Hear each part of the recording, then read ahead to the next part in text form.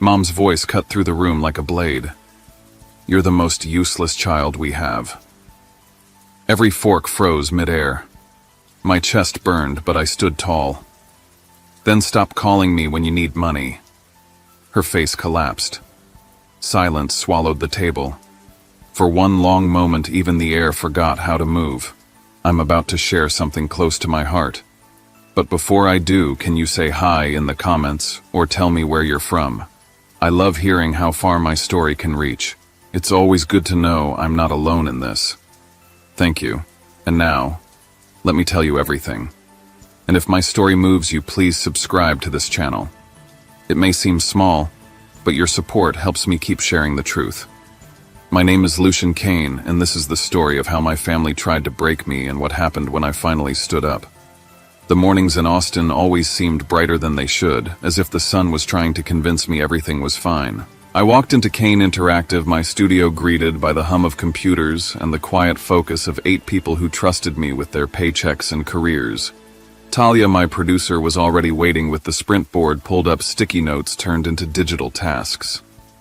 I checked the backlog, reassigned a few items, and sent out patch notes for our Friday demo build with Vortex Games. My life here had order progress and results numbers and milestones I could point to and say, "This is mine." While I was sipping lukewarm coffee, an email popped up with a subject line that made my chest tighten.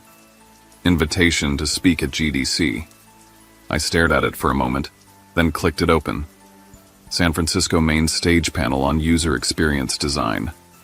I let out a low whistle. This was the kind of thing my younger self had dreamed of. Before I could savor it, my phone buzzed. A message from Marlo lit up the screen. Saw the announcement, knew it would happen. "Drinks on me when you get back from the talk." Almost at the same time, Rowan texted, "Dinner tonight. I'm making reservations.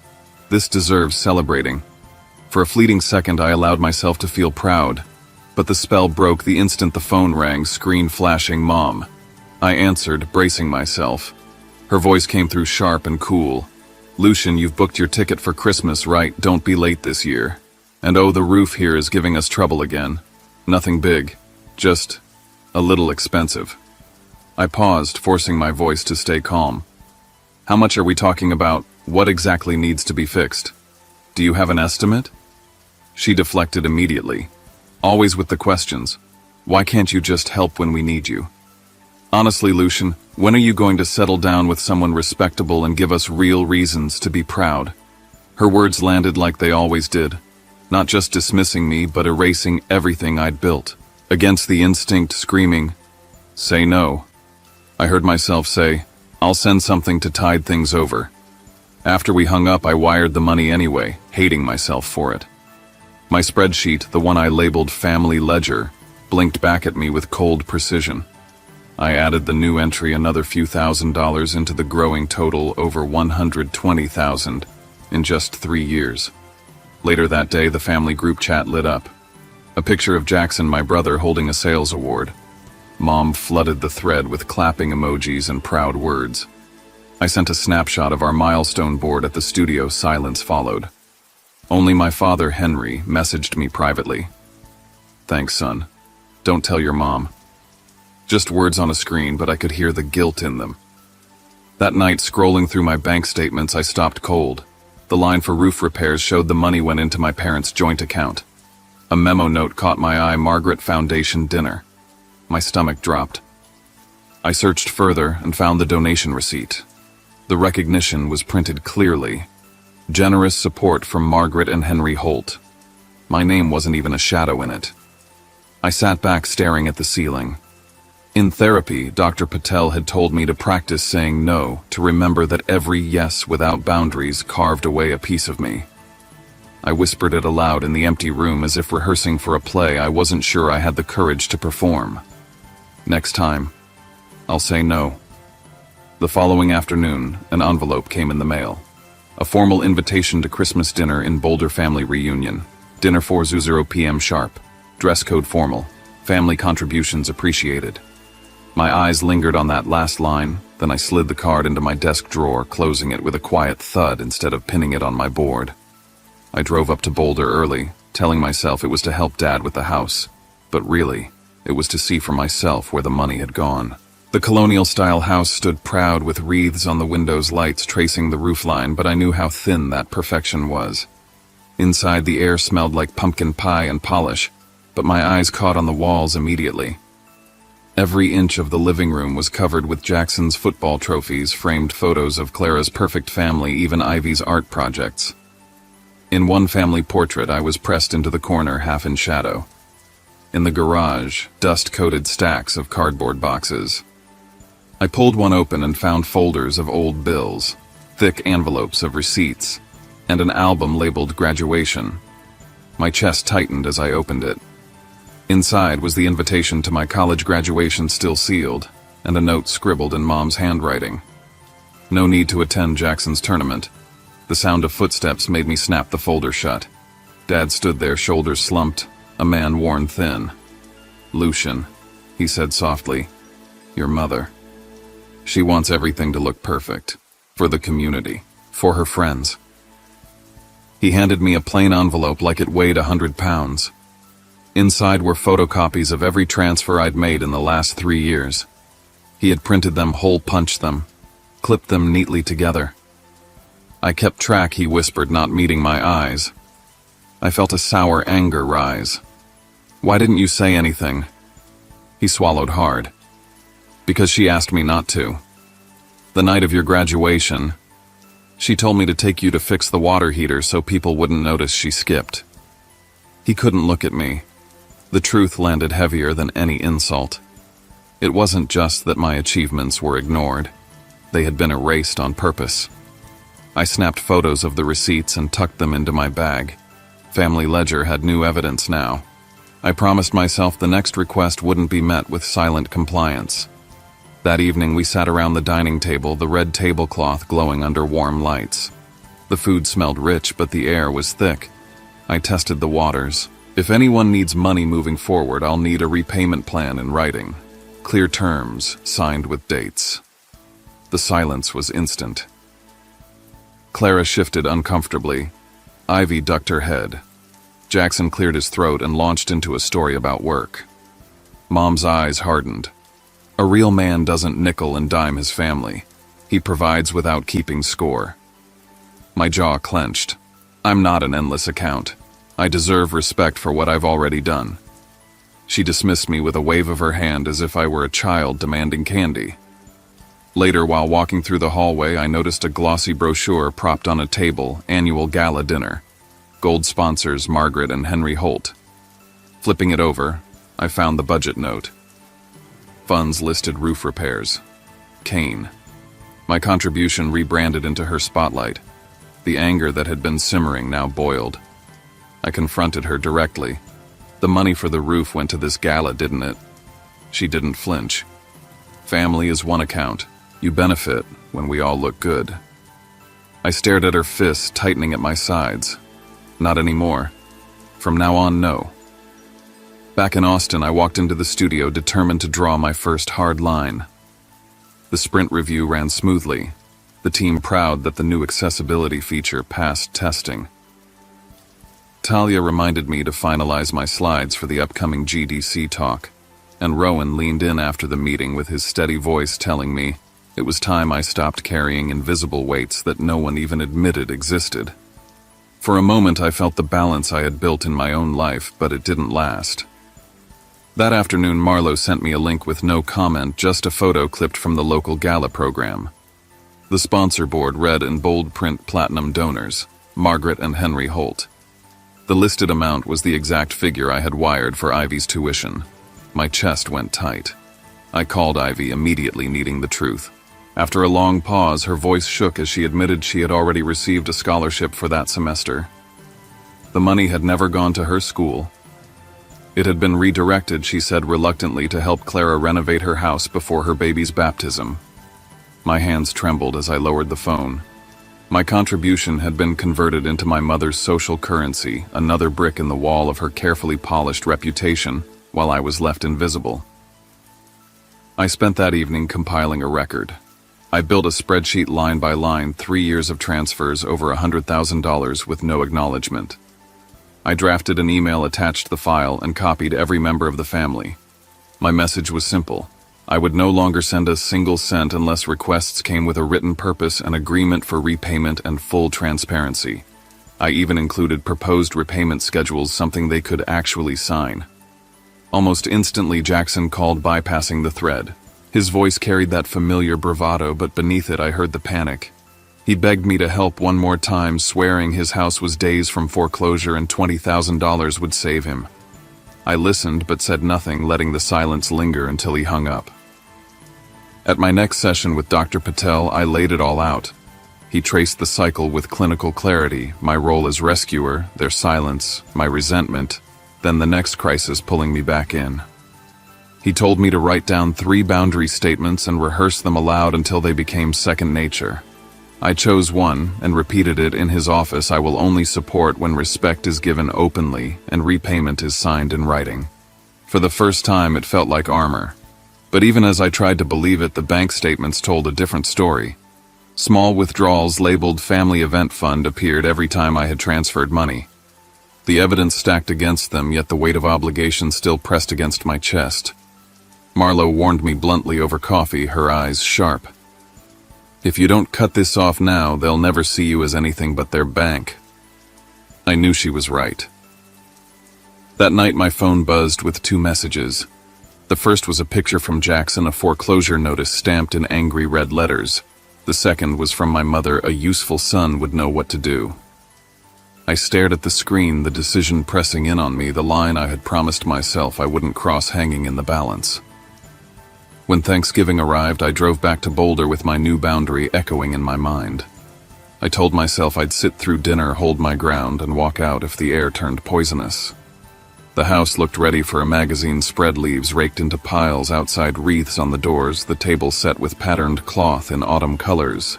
My seat, though, had been placed at the far end near the kitchen door, a position that made it clear where I stood in the hierarchy.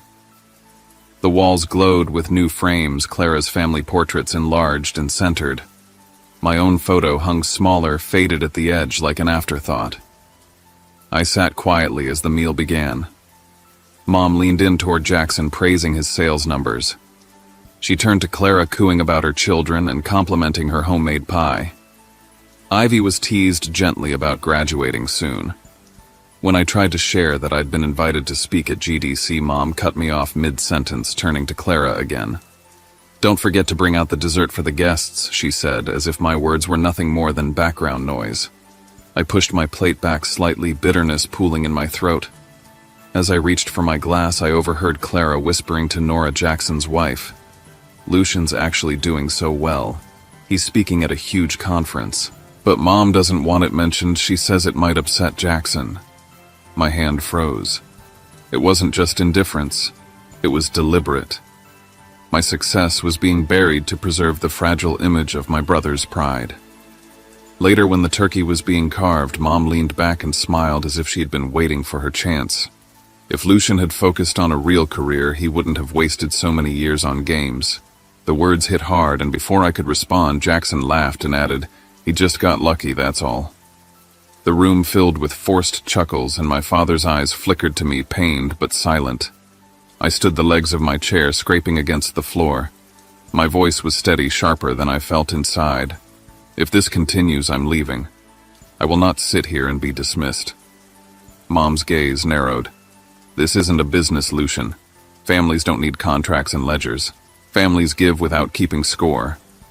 I shook my head slowly, the anger undercut by exhaustion. "Families also don't erase each other."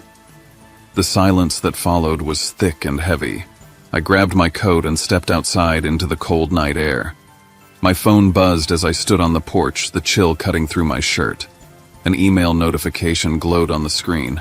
My stomach dropped when I read it, a bank alert about a loan application filed under my name. Jackson had tried to use me as guarantor without my signature, without even asking. My breath came fast white in the November air as I realized the betrayal had crossed a line I couldn't ignore. The email from the bank stared at me like a warning light I'd ignored for too long. I called immediately, pacing my apartment with the window cracked open to the Austin night. A woman from the fraud department picked up, professional and steady. I gave her my name, my social, the alert I'd received. She typed, paused, and then said it. A loan application listing me as guarantor submitted from Boulder marked as family assistance. I told her it wasn't mine. She asked for permission to freeze any application tied to my identity and flagged the file. I agreed. Then she added, almost apologetic, that the request had been verbally confirmed by a household contact who identified herself as my mother. The room shrank. She doesn't have the authority, I said, hearing how thin my voice sounded. The agent explained that my father's name as joint account holder on certain family products had created a history the bank had treated as implied consent in past inquiries. They'd overrode friction in the interest of helping an existing customer. I wrote it down word for word, my pen pressing so hard the tip tore the paper. We set a password for any future calls, a word only I would know. She filed my report, promised documentation, and urged me to consider a credit freeze. I thanked her and hung up the silence after her voice like a drop in air pressure before a storm breaks. I called Jackson next. He didn't answer. I texted him that the bank had blocked the loan and any use of my name, that there would be no more favors. 30 seconds later, he called back, breathless and angry, accusing me of abandoning my own blood when he was this close to saving his house. I waited out the rant. When he stopped, I said, "You could have asked. You didn't. You tried to sign me up." He started again, louder, so I ended the call. By morning, the paperwork from the bank hit my inbox. I printed every page and slid them into a folder labeled with thick black marker identity. On impulse, I drove to the studio early before the team arrived and spread the pages across my desk. The timeline was clear: calls, inquiries, requests. Not once had anyone used my voice. I opened Family Ledger and added a new tab, not money this time, but incursions. Dates, methods, outcomes. There it was in neat columns, the way I had been tapped like a line of credit that never closed. When the clock hit 10, I walked 2 blocks to Dr. Patel's office. He listened while I traced it all from the start. The tuition that wasn't tuition, the gala sponsorship, the Thanksgiving seat at the far end, the loan application with my name on it. He didn't interrupt. When I finally ran out of breath, he leaned forward, hands folded, and spoke like someone describing weather patterns. "This is a system," he said. "Your mother curates the image of a flawless household. She keeps it intact by assigning roles. Yours has been the silent provider. The silence is the point." I felt heat rise in my face. "So I walk away. That's what she'll say I did." He shook his head. "You redefine contact. You end the financial reflex. You replace spoken boundaries with written ones. People will tell you this is cruel. It isn't. It's clarity." He asked me to craft a statement on the spot. I opened my laptop and typed. I listed every transfer from the last 3 years with dates and amounts. Then I wrote 3 sentences until they fit my mouth like a key. From this day forward, any request for financial assistance must arrive by email with a clear purpose and a signed repayment plan. Any use of my personal information without my written consent will be treated as fraud and pursued as such. Respect is not a fee I pay to belong. He had me read it aloud. Once. Twice.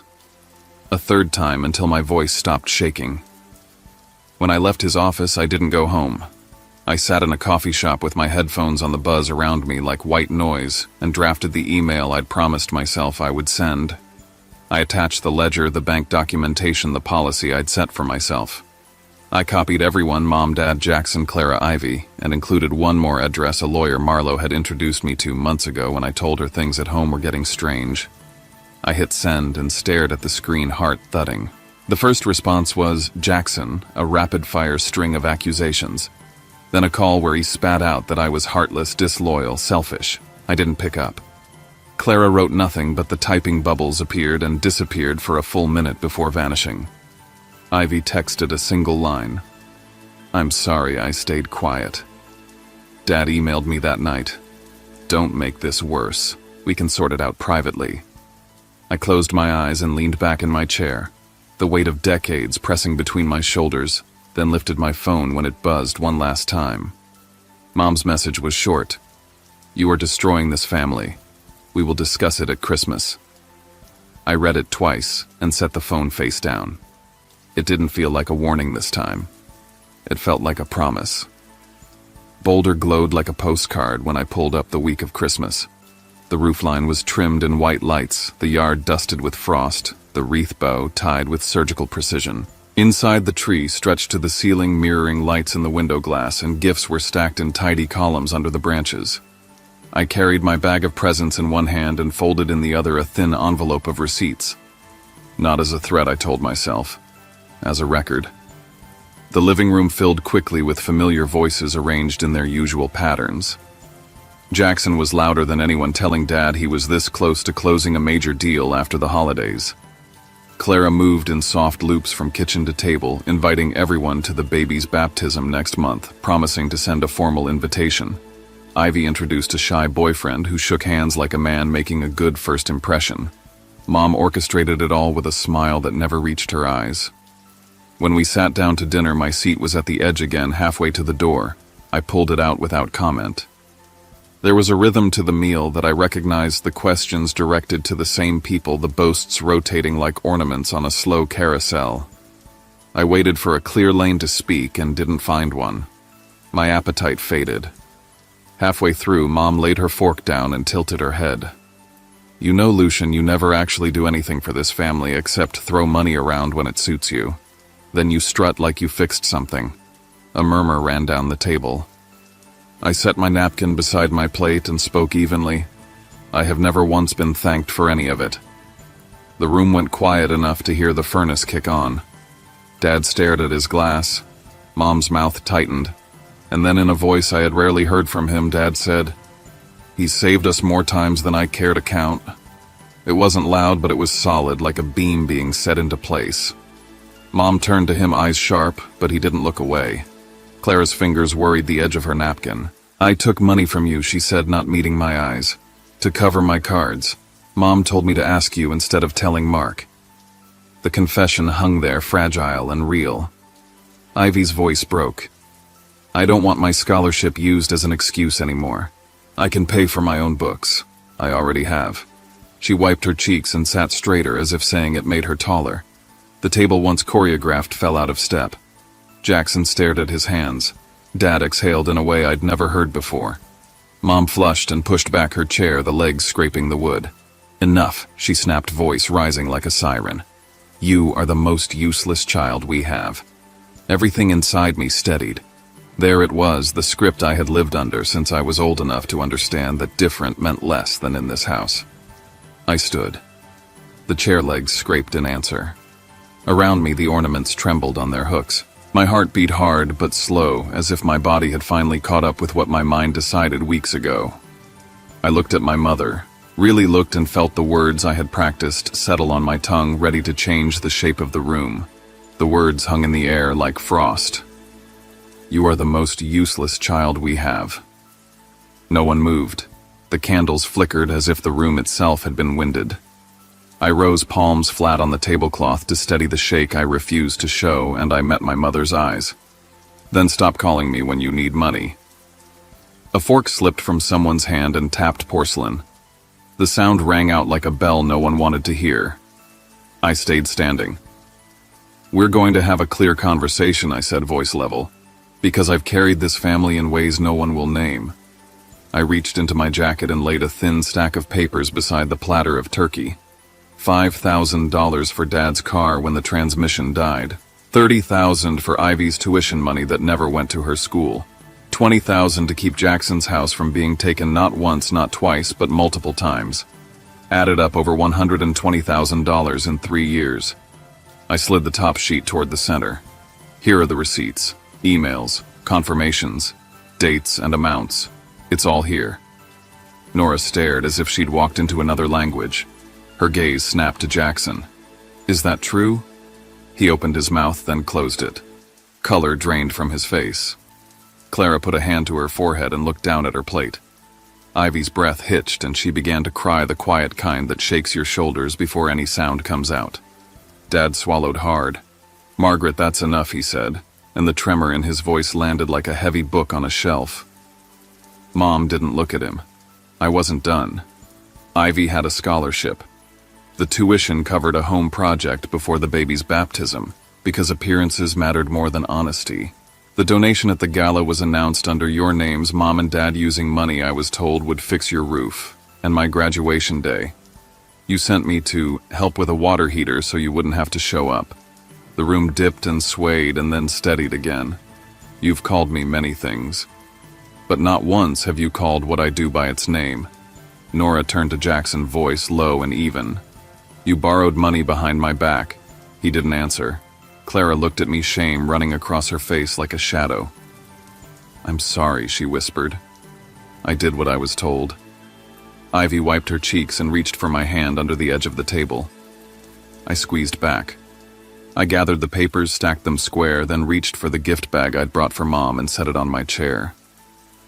These are going back with me. I pushed back from the table. This is the last time I play the bank for this family. The words were simple, but speaking them felt like removing a hook from my chest. I shrugged into my coat. The room smelled like cinnamon and rosemary, and something burned that had nothing to do with the oven. As I made for the door, Mom's voice followed higher than before. If you walk out, this family will fall apart. I paused in the doorway and turned calm down to the bone. Families don't fall apart because of the truth, I said. They fall apart because of lies. Then I stepped into the cold, the night swallowing the house's warm light behind me. A year is a long time when you stop saying yes.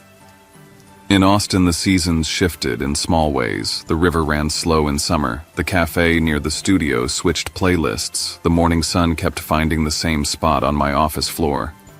Kane Interactive settled into a rhythm that felt like breath. We hit our milestones, hired carefully, and pushed toward a new release I believed in. I kept my appointments with Dr. Patel, practicing the same sentences until they felt less like armor and more like skin. I learned to say no without apologizing and yes without bargaining. The world didn't end. It steadied. San Francisco called with another offer that would have flattered me: once a role, a package, a view of the bay. I said no. Austin was home in a way I had finally allowed it to be. Rowan and I found a pace that worked: dinner on the balcony when the heat broke, long walks to nowhere in particular on Sunday nights. Marlo handed me a small article she'd written about the invisible labor of people who hold families together with uncredited dollars and swallowed pride. You can keep this just for yourself, she said. I didn't share it with anyone. I didn't need to. The family shifted too. Not in the dramatic way I once fantasized about, but in slow turns that accumulated until the landscape looked different. Jackson sold the big house he couldn't afford. He started meeting with a counselor and a financial planner. One afternoon, an envelope arrived with a cashier's check for $6,000 and a note that said, "This is a start." I'm sorry. I sat with it for a long time before depositing it. I didn't text back right away. A few days later, I wrote, "Thank you for taking responsibility." That was enough. Clara called me on a quiet Tuesday. She didn't cry or perform. She said she'd been living under a job description she never applied for: perfect daughter, perfect mother, and that she'd made choices she regretted. She asked about a museum in Austin she wanted to visit with her kids. We talked about the exhibit, then about cheap flights, then about nothing at all, the way siblings can when they've dropped their shields. Ivy came to the studio part-time, sitting at a corner desk with a second-hand laptop and a notebook full of UI sketches. She asked real questions and accepted real feedback. Watching her learn felt like watching a door open in a house I'd always been tiptoeing through. Dad began sending texts that weren't apologies in disguise. "Proud of you, son. Game looks beautiful from the trailer." He drove down to Austin on a long weekend and toured the studio like a man visiting a cathedral. When I introduced him to the team, he stuck out his hand and said, "This is my son, Lucian. He designs games." It was simple. It was everything. Mom started therapy. I didn't mark it on a calendar or build it into a story where she arrived at my door with flowers and a speech. It was a line Dad mentioned, then a second line a month later. The first time I saw her after that, she looked smaller. Not physically, but in the way a person does when they've put down a performance. She didn't apologize. She didn't grovel. She watched me move through my own space and seemed to understand that it belonged to me. When December came around again, I sent a message to everyone: Christmas at my place, potluck style, no talk of money. I meant the last part. On the day, the kitchen filled with steam and laughter. Jackson brought a variety pack of local beer and insisted on opening each bottle for whoever wanted one. Clara set a pumpkin pie on the counter and asked where to find plates without treating my cabinets like a scavenger hunt. Ivy assembled a bowl of salad that looked like a color wheel. Rowan cued a playlist and handed out oven mitts like party favors. Mom arrived later than the rest, carrying a small tin of cookies, the bow slightly crooked. She found a seat in the living room and watched people move around me. After a while, she spoke not to the room, but to me. "You look well, Lucian," she said, each word careful and unadorned. "Your studio must be doing well, too." The statement sat there modest and bare. I nodded. "It is." Halfway through the afternoon, she asked almost shy if she could see where the game was made. It was the first time she'd ever asked to come by my work. "You can," I said, "if you're ready to accept what it is without comparison or dismissal." She held my eyes a long beat and then nodded. "All right." We walked the few blocks together the next morning. I unlocked the door, turned on the lights, and let the space speak for itself. Desks with 2 monitors, whiteboards with erasable hieroglyphs, a wall of prints from earlier titles. She took it in slowly. "It's real," she said, not as a concession, but as a recognition. I didn't say I told you so. I didn't need to. She asked a few simple questions about the process and listened to the answers all the way to the end. That evening, everyone came back to my place with leftovers and low expectations. No one asked for cash. No one slipped a bill under the table or a favor into a hug. We ate until we were full and then made coffee and let the kids pick the soundtrack. Mom sat on the sofa and watched Rowan and me host a ridiculous little game night, the kind where the prize is a sticker and the point is laughter. When she smiled, it reached her eyes. Standing at the sink, later rinsing plates, while the house hummed with a peace I didn't recognize from my childhood, I understood something I had been trying to earn for years. My worth was never a group project. It didn't depend on applause or permission or the headlines in someone else's story. It sat quietly where it always had, waiting for me to defend it. I dried my hands and turned back toward the room light pooling on the floor like a path. I didn't need their approval to feel complete. I had always been enough. I used to believe silence was the price of belonging. That if I gave enough, if I filled every gap and fixed every crack, one day my family would turn to me with the words I'd been starving for. "We see you. We're proud of you. You matter." But the truth is, no amount of money or sacrifice can buy recognition from people who are invested in denying it. What I learned painfully, slowly, relentlessly, is that respect is never a transaction. It's a boundary. Walking away from that Christmas table felt like breaking something that could never be repaired. I thought I was watching the family collapse in front of me. But what collapsed wasn't family, it was the illusion. The facade that I existed only to bankroll a story in which I was never allowed to be the main character. That night, under the freezing Colorado sky, I realized the most radical act of love I could offer myself was to stop performing a role that was killing me. A year later, I discovered that when you stop funding the illusion, people are forced to confront reality. Jackson had to face his debts. Clara had to face her own compromises. Ivy had to find her own independence. Even my father had to find his voice, late but firm. And my mother, the woman who branded me useless, had to face the fact that her power relied on my silence. By refusing to keep quiet, I gave everyone else a chance to change. Some took it, some struggled, but I no longer carried their choices as my obligation. This is the part people don't tell you: setting boundaries isn't a punishment, it's a release. It doesn't destroy families. It destroys the lies that hold families hostage. And if people want to remain in your life after that, they will come with honesty instead of demands. I share this not because my story is unique, but because it isn't. There are so many people out there quietly draining themselves dry, hoping to earn love by overgiving. If you've ever felt invisible or used or erased, I need you to hear this. You are not the role someone else has written for you. You get to rewrite the script. And you are already enough exactly as you are. If my story spoke to you, if it made you feel less alone, please let me know. Leave a hi in the comments or tell me where you're from. Sometimes just knowing there's someone listening on the other side makes the weight lighter. And if you haven't already, please subscribe to this channel. It may feel like a small act, but your support means everything. It keeps me able to share these stories honestly, without shame, without filters. Thank you for staying with me through this journey. My name is Lucian Kane, and I am no longer defined by silence. I've learned that families may try to shape us, but it's our own voice that decides who we are. And for the first time, I'm living in a story where I don't need their permission to take up space. I've always been enough.